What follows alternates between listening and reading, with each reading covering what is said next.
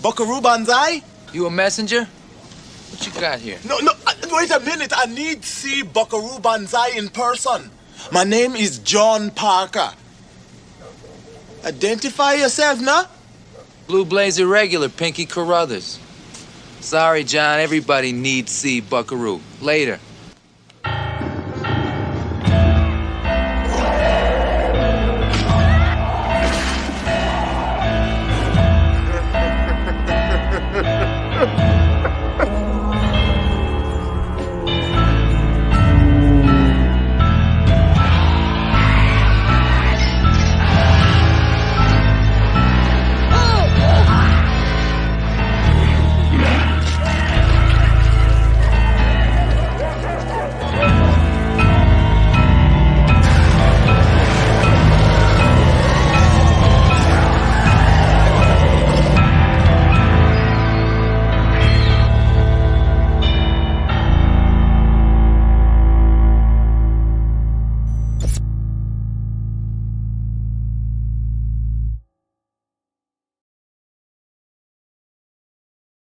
Hello, cadets. Welcome to another episode of the Big Monster Briefing Room. I'm General Emilioestevez, Howitzer, retired.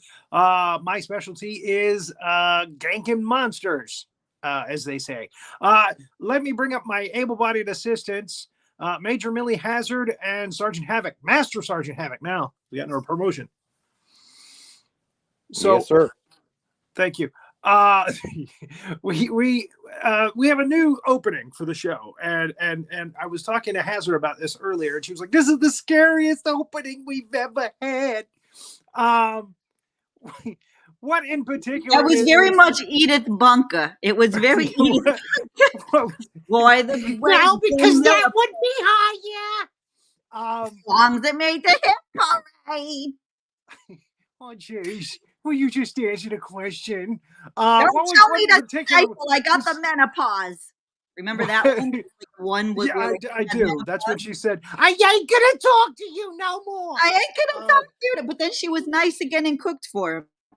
You know, half the people that are watching this have no idea what the hell we're talking about.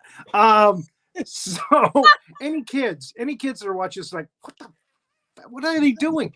What particularly was scary to you about this opening? What was it that really set you off?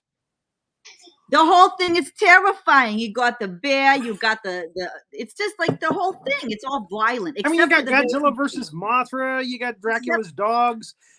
Except for the beginning with Pinky Carruthers, that's adorable. It came from beneath the sea. I love that guy. Was it the vampire laughing? Yeah, it's terrifying. Was it the kid getting, hit by the mutated bear? What was it that really scared you? Every single scene that you just listed, every single scene.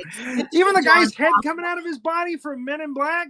All the blood and the gore. It's very gory. This is the most gory we've ever had it, right, Master Sergeant? Okay. Yeah. There's a lot of blood there, but hey. Okay, there was a scene that a dog's head split open from the thing. And it's because it's a thing. It's the alien thing, not really a dog. Terrifying. Oh my goodness! I can't believe you thought that was the scariest thing. Anyway, it's just absolutely terrifying. But we'll see. We'll ask Ruby. We got Ruby Rae Moore. It must be the theme song by Diane Marie Call. That's what's fantastic. That's a very scary theme song.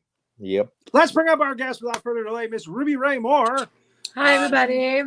She is an expert on Stephen King and Stephen King movies.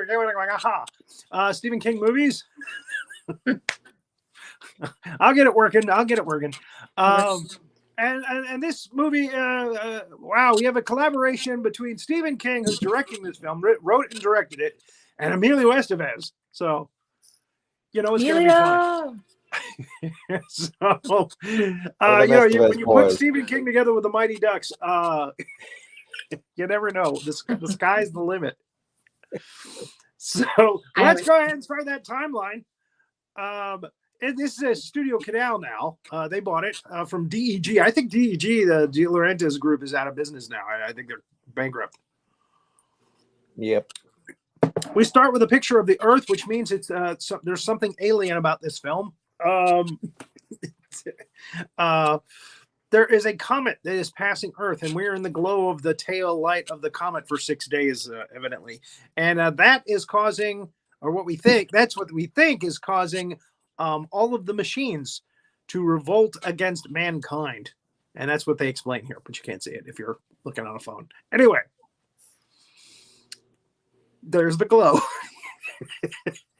You got the glow, you know, the glow. Wilmington, North Carolina. That's where our movie takes place. And the first person you see in the film, Mr. King, is Stephen King. A little cameo from old Stephen there. He just cuts right in there. The very first person we see. The bank machine calls him an asshole. And he looks over his shoulder and goes, honey, this bank machine just called me an asshole. And that's his little cameo. So we start to see, well, then we're given Maximum Overdrive, the title. We go to a bridge where the bridge is taking control while these two guys, chuckleheads, are playing a game of cards. And the light's green, so people are still going up, but the bridge starts going up. And there's, craziness and chaos ensues. Yep. So there's guys falling off of motorcycles and falling off the bridge. There's people going through windshields. There's trucks falling off the bridge. Hello, Cadet Duncan. Good to see you. Good morning. Yeah, it went all Final Destination here in this first scene. Mm-hmm. And then the guard is like, hey, this must be your fault. How could this happen? It is. Yep. By the way, we have two episodes this week, Tuesday and Thursday. We're also having two next week as well. So, and then we see the monster truck, the 18-wheeler with the Spider-Man character, the Green Goblin. Green Goblin on the front. Yeah. Yes, this is the comic book Green Goblin, not the William Dafoe. Yep. Listen to the cold, dark thing going down your spine. You know that thing. Yeah, they got permission from Marvel, and they said, "Yeah, go ahead. It's okay." Oh, Stan Lee, what are you kidding? Yeah, go ahead. Give me a couple of $1 million, and you can use the message of the comic book. I said to myself, what would it be like if a spider were crawling up the wall, but it was a human? Thank you, Stanley. Emilio. All right, so there's Emilio. I always bust on Stanley. I do. So then we get Emilioestevez and Pat Hingle, Commissioner Gordon from the DC universe. Mm-hmm. And this is fun. Now, do you recognize who this guy is? I can't see it. Yeah, my tablet is not working tonight, and I will say he's very young here. Yeah, he's not the guy from the Terminator, the one who kind of in a bunch of other movies. Are you talking about Paul Winfield? No. No, the guy, he was the guy from Cyberdyne who found the. No, it ain't him. I want to say Paul Mooney is the guy you're talking about, but I think that's him. But this is not him. No. Have you watched Breaking Bad? I just finished it actually yesterday. Oh my gosh, is this Giancarlo Esposito? Yeah, is this Giancarlo Estevez? Oh my gosh, Esposito. He was also so young. The Mandalorian as a Moff Gideon. I thought it looked like him, but I couldn't believe it. I wasn't sure. Yeah. Yeah, it's because he's very young here. This is what, mid 80s? Yeah, 86, I think. So yeah, the guy's huge now. He's doing all the comic book conventions because, again, got Moff Gideon and Breaking Bad and Better Call Saul. Yeah. So there is, but best death scene ever in Breaking Bad with the face. Yeah. He misses. Yes, when he comes out, half his face is gone, and he straightens his tie and falls out. That's the best death scene ever, anywhere. You can't tell me otherwise. So anyway, everything's going crazy in the game room here, and he's in the game room, and he's picking up cigarettes that are coming out of the cigarette machine. He's stuffing himself. He's taking money, it's coming out of machines. And then the trucks, the truck pulls up at the stop, and the driver gets out. The driver is played by Frankie Faison. who is a character actor, has done a lot of stuff. He's done a lot of stuff. Now this guy, this chucklehead, I mean, come on. Right. Loaded? He gets sprayed in the face with gas because it's not working the way he wants it to. And of course, that's because, the machines are taking over. So he's laid out. The other guys, saying, look, stay here, relax, maybe we can wash your eyes out and get some of that gas out of there. Now he's got a kid in this film. I should have written the names down of all the people, but I didn't again. So I'm just going to call them by their actor name. So emilioestevez.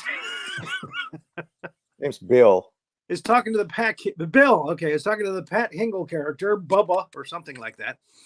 Yeah. And he says he's got him by the balls because he is an ex-convict. And there's a little star on his card that shows that he's ex-convict. And he goes back to the place where they, clock in and clock out. And he notices that almost all the people that work there are ex-convicts. So that's the way this guy rolls. He has them, within his, control. So Comet arrives, is in the newspaper, and then we have this waitress in pink who's very feisty, and she gets cut by an automatic slicer, like one of them turkey slicer things, knife guns things, and it's trying to cut through her shoe. I mean, it won't stop. So emilioestevez bangs the hell out of it with a hammer until it finally dies. And everybody's like, wow, that thing just keeps going. It's the ever-ready there batteries. He is again. The chicken man. Stuff in there his you pockets. go. There's a better shot of his face. Wow. All right, yeah. He's hot. He's officially a hottie, right, Ruby? I mean, that's one hot tamale. That's one hot tamale. Yes, indeed. I agree. He looks very nice in his younger years with his whole face. He's a very handsome guy now. Machine. If I get a time machine, it's the first place I'm going. I'm gonna get. It's going to the set of this training film. 1986, baby. Going to this training film set. Hot sauce and have a and looking him up in the game room. So one of the games, video games, kind of hypnotizes him, and he goes to touch it, and of course it zaps him. It zaps him real good. Electrocutes him completely. Yes. You can see it around his face there. So knocks him over to the other side of the room. The people in the restaurant are like, well, what the hell? Yeah, what's going on? They go over there and they the whole thing's wacky in there. And emilioestevez says, yeah, well, he's dead. He looks like he was electrocuted, and they take his body and they put him down in the basement. All right. So we cut to a baseball game. A little blonde-headed kid. His dad was the chucklehead that got gas in his eyes. He's playing a game, and his coach goes over to the soda machine to get some sodas for the boys. And he gets hit in the gonads and in the head with soda cans at high power. It's a cannon now. And all the kids are getting hit with cans from afar, and they're still, That's the best this kid's smart. thing. He's smarter than his dad. He puts a catcher's mask on. He goes over to the coach to see if he can save him. Nah, he's dead. Nice big can imprint in his forehead. And steamroller comes through the kid's sign and fence, rolls right over a kid that flipped on his bike. He gets the hell out of there because he's smart. Then we come to our Bible salesman and his hitchhiking hottie hitchhiker. And that's what he's saying. He keeps putting his hands on her and stuff, and she's she's like, if you want to keep those hands, and I can't remember where I've seen this guy before, this character actor, but he's done some stuff. He plays bad guys mostly. Yeah. Comical bad guys. So so she heard on the radio that all the machines are taking over, and she says, pull over to this truck stop. And she makes him pull his car over, and he's freaking out. And he's like, what the hell's wrong with you? And that's when the truck with the face comes to life again. No driver, but it comes to life. And it goes after him. and they pull out of the way. They pull the Babel salesman out of the way, and the truck is, So now they're like, well, what the hell's going on? Machines are just kind of running themselves here, and they're causing problems. So now what's interesting is there is a bandage on Pat Hingle's arm. Did you see that back in that last shot? Yeah. On his arm, right? Maybe I'm wrong. Maybe it's just something on the counter. Anyway, I digress. I was like, wait a minute. We didn't see a scene where Pat Hingle got hurt yet. So we come up to our honeymoon couple. The girl is played by Yeardley Smith. Does anyone know who she is? I do. Can I say? You can say.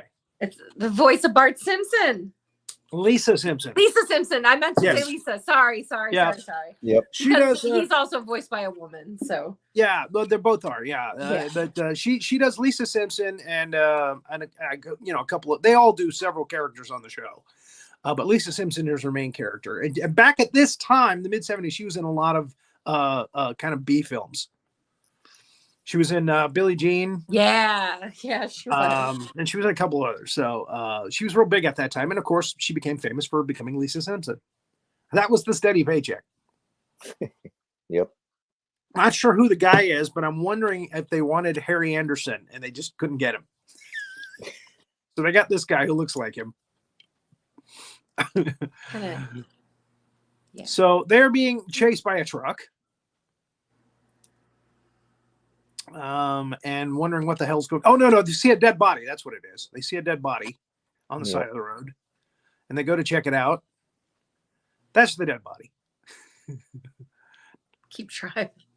And this is what this guy got to do in this movie. They paid him for the day to get covered in blood, and they laid him out in the hot sun. And that was it. That's what he got to do. So here a tow truck comes out to menace them,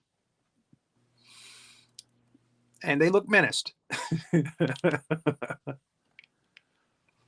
a creepy truck. Yeah, looks like Nader. Yeah, it does a little bit. Angry. Hey, I'm gonna kill you all. Yep. I'm gonna kill you good right now. Get her done. So the truck misses the guy, and she's very happy about that because they just got married and they haven't had their honeymoon yet. So they started their honeymoon. Right there in the open because there's nobody around. They're all dead. And then the truck starts to break free from the, where it's lodged in the gas station there. Emilioestevez checks out the toy truck. And again, we get the Green Goblin Jack in the Box. Nobody wants a Green Goblin in the box. Creepy. I think Havoc got that. My nod to Rudolph the Red-Nosed Reindeer. And other trucks start to come to life. This is a little fun that they have with the kid riding up the street, and the sprinklers are going off. When the kid turns around, the sprinklers go off. A dog with a toy in its mouth, dead, and it's killed it. That's nasty. The kids just seeing all kinds of dead bodies, laying around. They've been strangled by their own power cords and stuff. The bloody lawnmower. I can't remember if this came out first or Lawnmower Man, and the evil ice cream truck. Oh God! Has to avoid the evil ice cream truck covered in blood. So he goes off on his bike again. Then we go back to the diner. The Bible salesman is trying to sell Bibles, but we can tell he's just a really sleazy guy. The kid's father says, I got to go find out about my son. I got to go. And he goes, but you can't see. He says, yeah, I can see good enough. And Emilioestevez comes up and says, how many fingers am I holding up? 6? 10? Yeah, well, and then the truck hits him because he can't see that well. He sees well enough to scream, knowing that something's coming at him, but it's just kind of a blurry thing. And then the Bible salesman gets in the way of trouble, and Emilioestevez has to pull him out of the way. But he ends up getting knocked all the way across the street into the ditch across the street by one of the trucks. Oh, that's right. It backs into him. The truck with the Green Goblin on it. Pat Hingle's had it. He's like, "What the hell's going on here? I'm going to take care of this."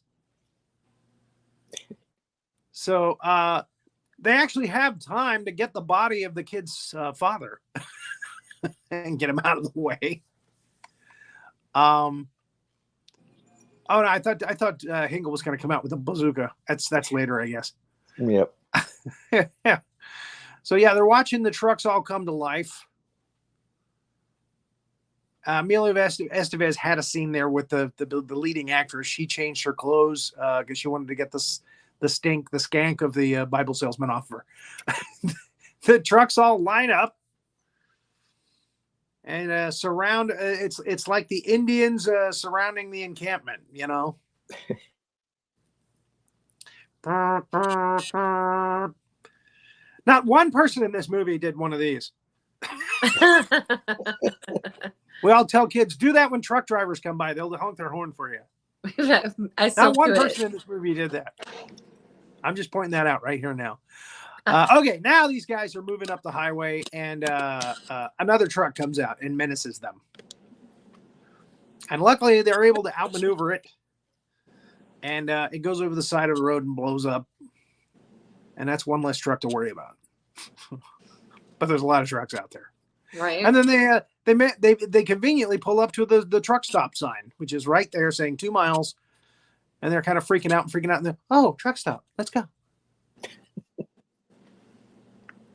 So they see that there's a gap. They're watching from across the street. They see there's a gap where there's not one truck. There's a truck not there. So he goes, I'm going to go for it. The people inside are like, what do those crazy people do? They're going to go for it. Oh, my God, they're going to die. This is the stupidest move ever. So, yeah. You know how when you're in traffic and you put your left signal on and the guy next to you speeds up so that you can't get in? This happens a lot now. or your right blinker and then the right guy speeds up so you won't be able to get in. Yeah. That's what happens here. The truck speeds up, boom, hits the car flips over. They end up having to crawl out of the car, and the people come out, and that's when Pat Hingle comes out with a bazooka. Just like all of a sudden, Commissioner Gordon's got a bazooka. Right. Like, where'd this come from? So with his cigar in mouth, he's like, all right, take this, you bastards. And blows up the truck. One of them. Ha ha. Ha ha. So everybody hits the deck as he blows up the truck. And he hits another one. He decides, I'll hit another one. Hit me with another shell, Bubba.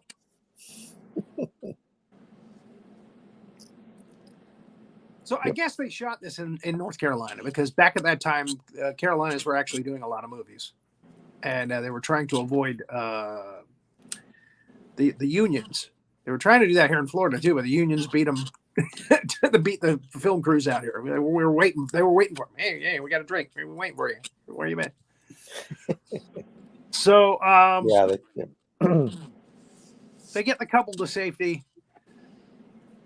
and so they're still trapped by the trucks.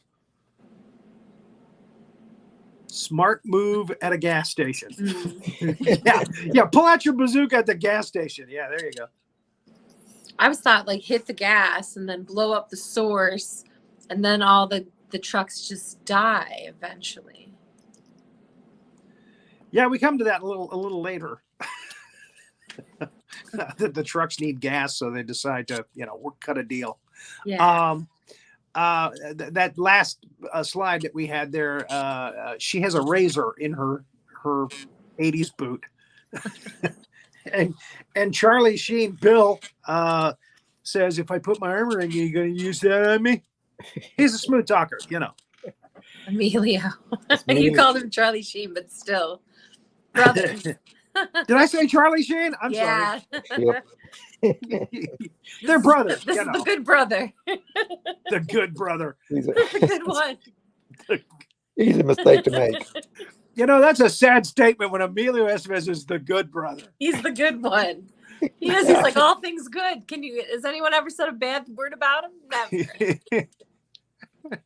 Never. Never. One's a good actor, but a bad boy. The other, good boy. You had to pull that one out of me. So the kid now sees that there's a plane hovering overhead. Dun dun dun dun dun dun dun dun dun. Yeah. Let me get out of here on my bike.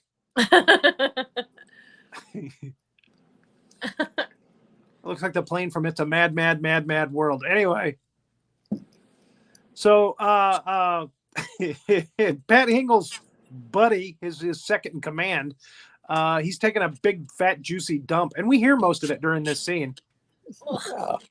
Yeah. And Emilioestevez is like, how much of that stuff's he got down there? I ain't supposed to tell you. How much? Well, and he tells him, basically. He tells him. So they go down there, and they're looking at all that stuff. And, of course, the dead bodies are down there. So there's that. And then Pat Hingle shows up. Yeah. Like, all talking all menacing. This guy, you know about him. His record is stellar record.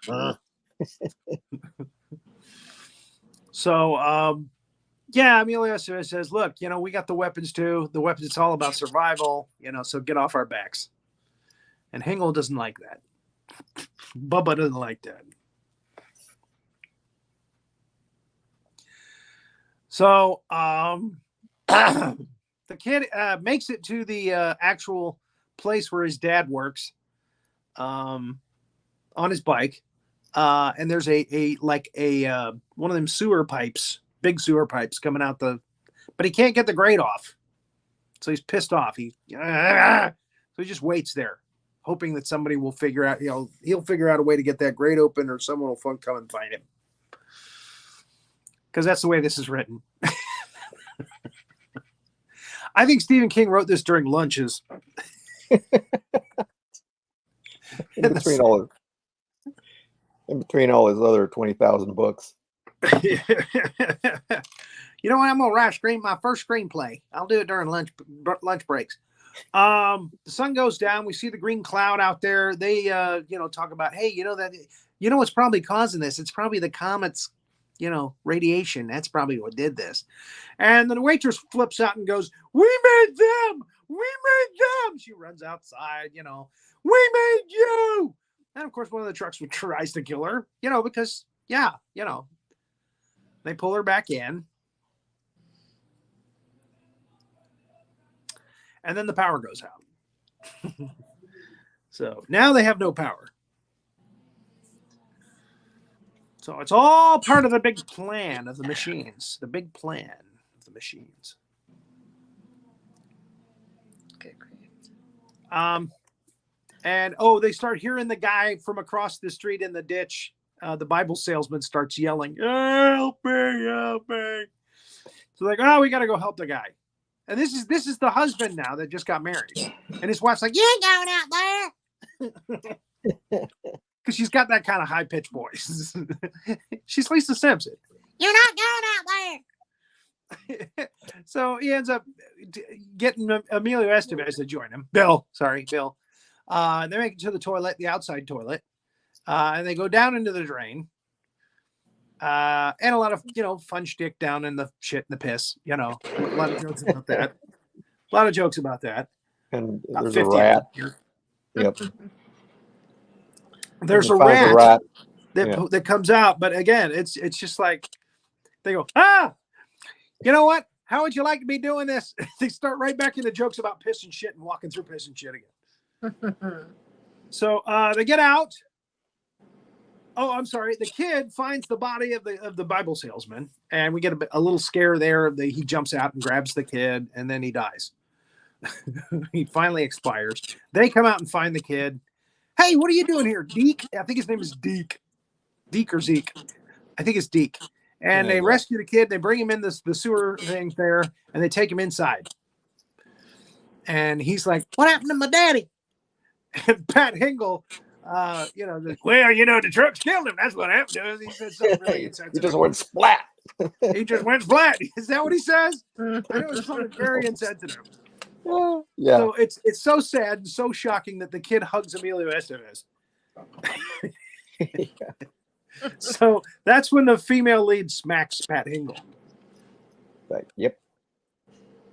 Because that looks good on a resume, Oh, and then there was that time I smacked Pat Hingle on the set of Maximum Overdrive. Stephen King told me to do it. So the sun comes up, they're all there, and all of a sudden, two things show up. One of them is a construction.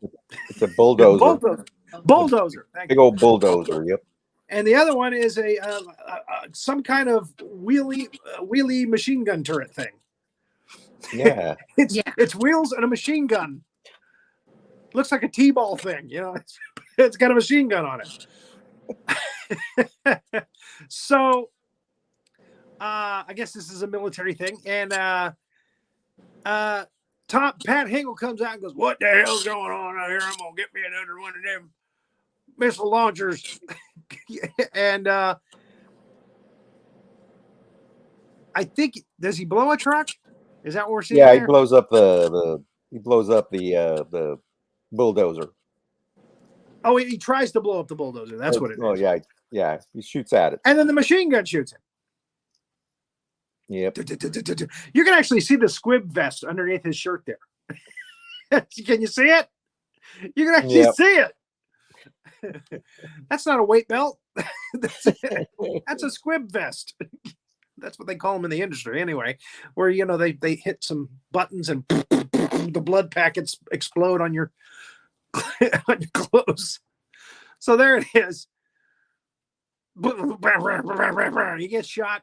Quite a few of them actually get shot in this scene.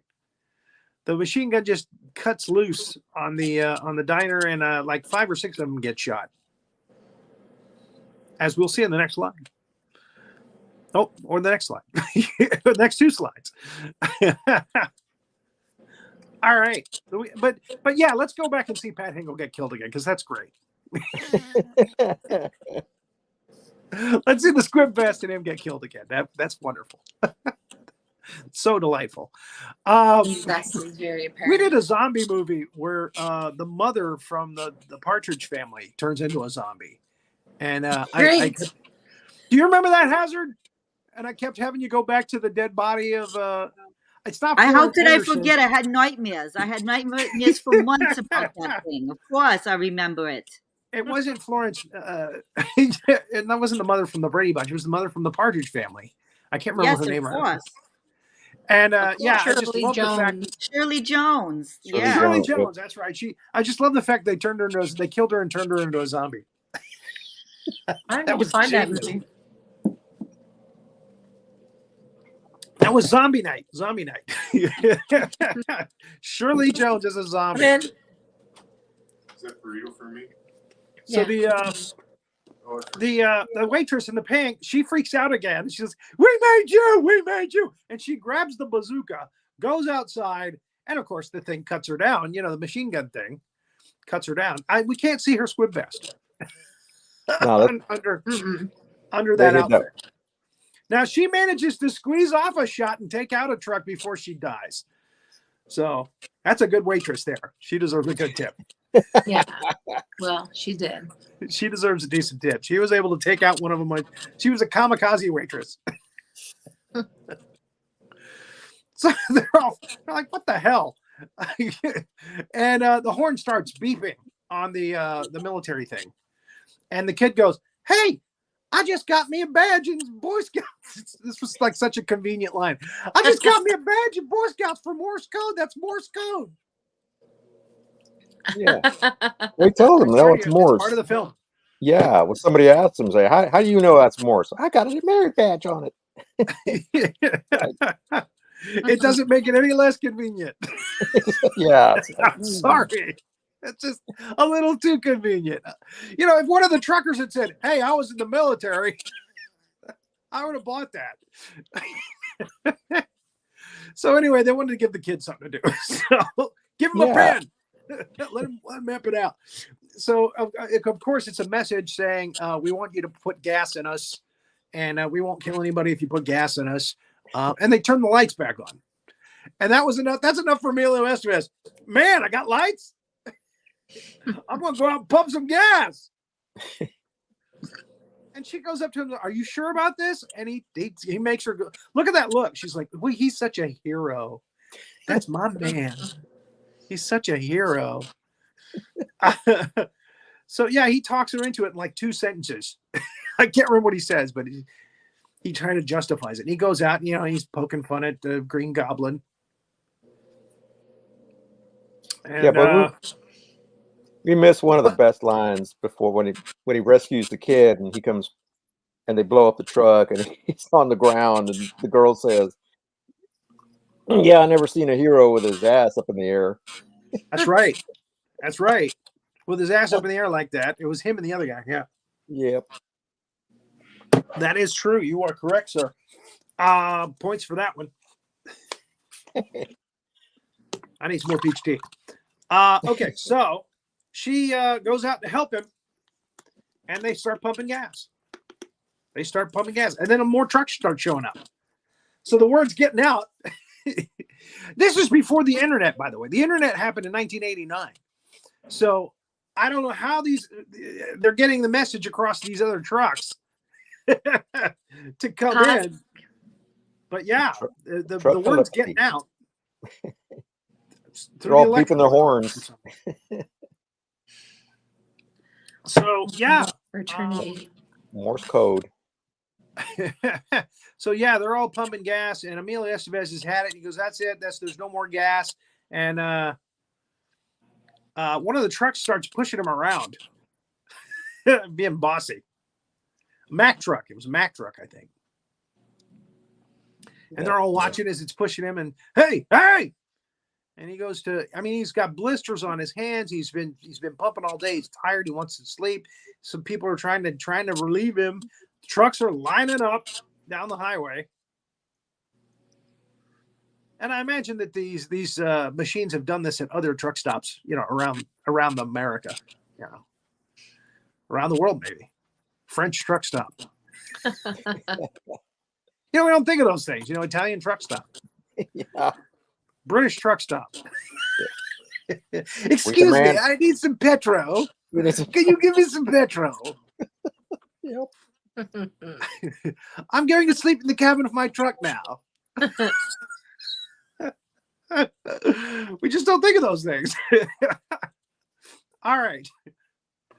So, yeah, the truck's pushing him around. Yeah, come on. So Emilioestevez, they finally take him out of the game. And he's trying to hook up a new tank so they got more petrol. And look at his hands all blistered up. And she's taking care of her new man.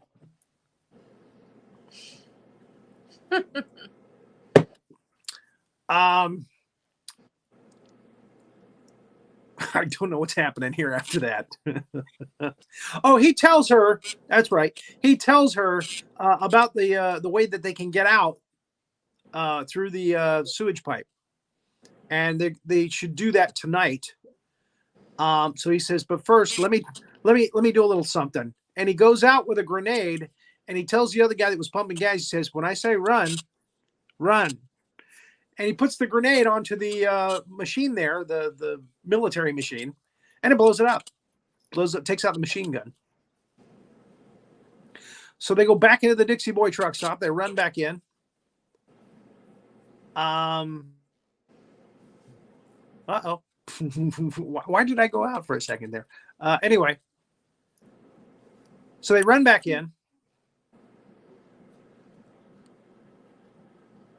to the truck stop. The lovely, lovely truck stop. There we go. She's happy that she's got her man back and he's alive. The military thing is out, and that I guess the sun went down really fast because they've made their way to the to where that pipe. You get into that pipe, and she's like, "I ain't going down there." Listen up, Lisa Simpson. Move it. So they throw her down in there, and they come out the pipe on the other side of the highway. And it's a good thing, too, because they're watching, and all of the trucks attack the truck stop at once and destroy it, demolish it, blow it up real good. Yeah. I mean, right on time. So something inside the diner must have tipped them off that they're escaping. One of those machines. So they make it up the ditch there. They got 1 mile to go to the marina. That was the other part of the plan. He says, there's a marina. We can get on a boat and go to an island where there's no machines. And they get ratted out by a burger lean. It's like, people are here. Something like that, you know. Yeah. There are humans. There are humans.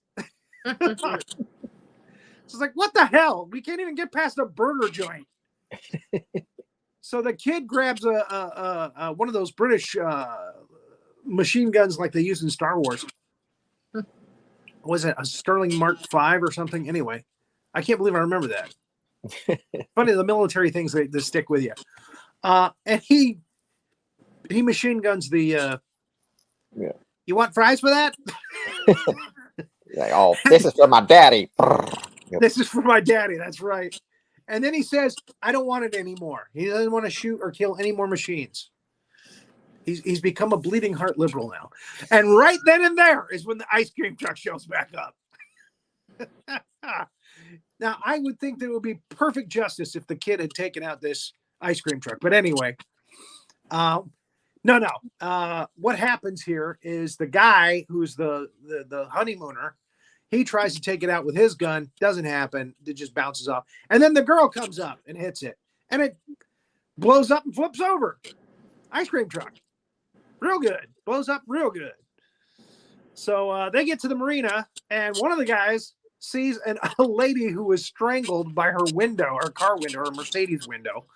And she's got a huge rock on her finger that's also sticking out the window. And he goes to get the ring.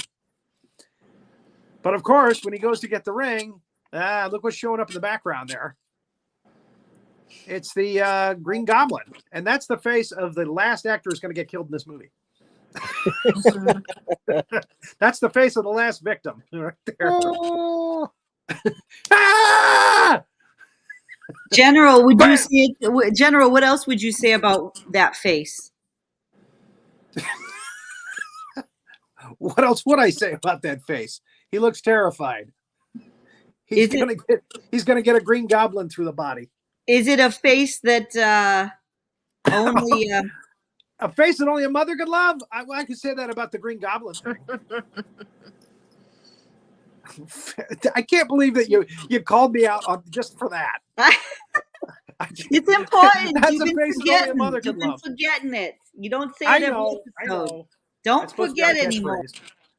Don't forget. And you know, they make out this truck to be this big menace, but that's the only guy he kills in the whole training film.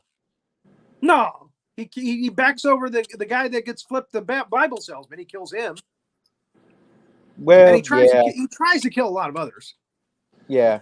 But emilioestevez the Bible salesman. Yeah. Yeah, the Bible salesman. So he gets the rocket launcher. They took one of them with him, and he blows it up real good. And there is much rejoicing. Yay. And there is great rejoicing. Yay! Blow it up real good. Blow it up real good. Yep. All right, we're almost done here. I know Ruby Rae Moore's got a date with Destiny. So let's breeze through this. It's very fast. They get away. They get on a boat. Here's the thing I got to point out here, though. I don't recognize the boat driver. I don't think he was in that diner. I don't know if they woke him up. He was underneath. I don't know, but I don't recognize him.